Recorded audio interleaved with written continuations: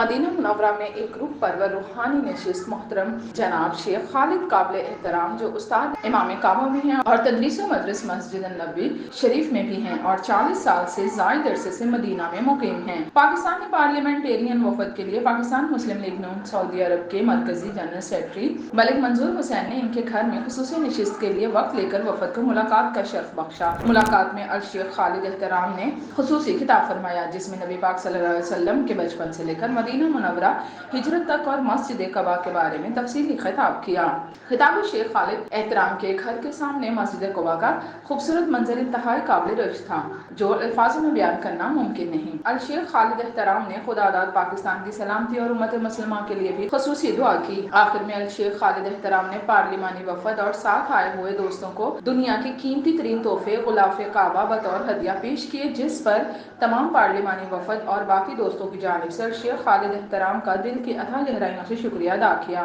اور ان کے لیے نیک تمناؤں اور نیک خواہشات کا اظہار کیا اور پارلیمانی وفد کی جانب سے الشیخ خالد احترام کو دورہ پاکستان کی خصوصی دعوت بھی دی گئی جو کہ الشیخ خالد نے قبول کی اور کہا کہ انشاءاللہ بہت جلد آپ سے دوبارہ پاکستان میں ملاقات ہوگی۔